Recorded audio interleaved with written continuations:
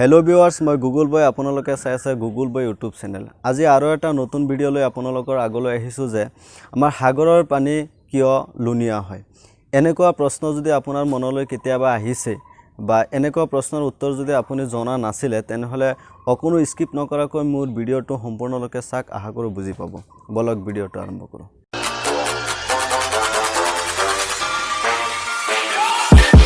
hello viewers সাগৰৰ পানী কিয় লুনিয়া হয় তাৰ কাৰণ বুজিব হলে আমি প্ৰথমতে বুজিব লাগিব বৰষুণৰ পানী বৰষুণৰ পানী কি হয় অলপ আলমিক ধৰণৰ যেটো এসিডিটি নিচিনা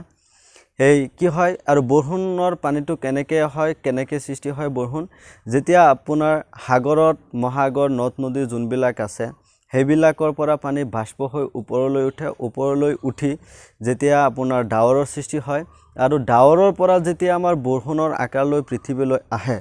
আহি থাকোতে আধা ৰাস্তাত আধা বাটত আমাৰ বায়ুমণ্ডলত থকা কাৰ্বন ডাই অক্সাইড সালফাৰ ডাই অক্সাইড আৰু নাইট্ৰজেন অক্সাইড গেছৰ লগত এই বৰষুণৰ পানীখিনি মিহলি হয় মিক্স হৈ গল পেলাই কি হয় এই বৰষুণৰ পানী কি হয় আপোনাৰ আলমিক হৈ যায় আপোনাৰ আলমিক হৈ যেতিয়া আমাৰ ভূমিপৃষ্ঠত পহে ভূমিপৃষ্ঠত থকা আপোনাৰ যিমান মাটি হক বা যিমান হিল আপোনাৰ ৰক হিলে বেছি হেবিলাকৰ পৰে তেতিয়া তাৰ ওপৰত ৰিএকচন হয় তাৰ পৰা কিছু পৰিমাণৰ হিল ক্ষয় হৈ গৈ এবিলাক নদীত পৰে নদীৰ পৰা পাৰ হৈ গৈ কি কৰে আপোনাৰ সাগৰ মহাসাগৰত গৈ একেলগে পৰে এতিয়া প্ৰশ্ন আহিব পাৰে যদি নদীত পৰে নদীৰ পানী কি হ'ব লাগিছিল লুনিয়া হ'ব লাগিছিল কিয় নহয় চাক নদীত কি হয় নদীত আপোনাৰ কেৱল মাত্ৰ আমাৰ ভূমিপৃষ্ঠ আৰু হিলৰ পৰা যেতিয়া লুনিয়া পানী বিলাক গৈ পৰে হেবিলাক নদীৰ পৰা আকৌ কি হয় আপোনাৰ সাগৰলৈকে হে পানীখিনি আকৌ গুচি যায় এনেকৈ আপোনাৰ এটা দুটাটো নদী একেলগে এটা সাগৰত গৈ নপৰে এনেকৈ বহুত নদী আছে যোনবিলাকৰ পানী গৈ নকি সাগৰত গৈ এনেকৈ জমা হৈ পেলাই আপোনাৰ কি হয় হেৰি লুনিয়া লবণৰ সৃষ্টি কৰে আৰু পানীটো কি হয় লুনিয়া হৈ পৰে আৰু এটা কাৰণ হল লুনিয়া হোৱাৰ কাৰণ যে আমাৰ সাগৰৰ তলতো কিছুমান আগ্নেয়গিৰিৰ নিচিনা ঘটনা হৈ থাকে হেবিলাকৰ পৰা কি হয় তাত বিভিন্ন ধৰণৰ ৰাসায়নিক প্ৰক্ৰিয়া গতি কি হয় লবণৰ সৃষ্টি হয় আৰু তাৰ পৰা কি হয় আপোনাৰ সাগৰৰ পানী তেতিয়াও কি হয় লুনিয়া হয়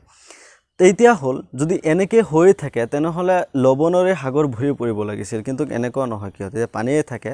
ঠিক আসলতে ঘটনাটো এনেকৈ নহয় সাগৰৰ তলত বহু ধৰণৰ এনেকুৱা জীৱ-জন্তু আছে যোনবিলাকে নাকি লবণ দি হিয়তৰ শৰীৰ মানে হিয়তে লবণ খাই হিয়তৰ শৰীৰটো গঠন কৰে তেনেকুৱা চিত্ৰটোত চালে দেখা পাব আৰু কি হয় তেতিয়া এই সাগৰৰ জীৱবিলাকে এই লুনবিলাক মানে লবণবিলাক খাই কি কৰে আপোনাৰ নিজৰ শৰীৰটো গঠন কৰে আৰু এবিলাক বহুত দিন পিছত মৰাৰ পিছত বহুত এটা লম্বা এটা প্ৰক্ৰিয়াৰ মাজেৰে কি হয় এবিলাকৰ শৰীৰ কিবা চূণ হিলৰ নিচিনা কিবা এটা গঠন হয় ঠিক এনেকুৱা আৰু এইবিলাক মানুহে পিছত খনন কৰি আহি বিভিন্ন ধৰণৰ কাৰ্য ব্যৱহাৰ কৰে আশা কৰো আপোনালোকে ভিডিওটো বুজি পাইছে যে সাগৰৰ পানী আসলতে কিয় লুনিয়া হয় গতিকে যদি আপুনি বুজি পাইছে আপুনি আগতে জনা নাছিলে বিষয়টো গতিকে যদি মোৰ ভিডিওটোৰ মাধ্যমেৰে জনা পাইছে আপোনালৈ মোৰ এটাই অনুৰোধ যাতে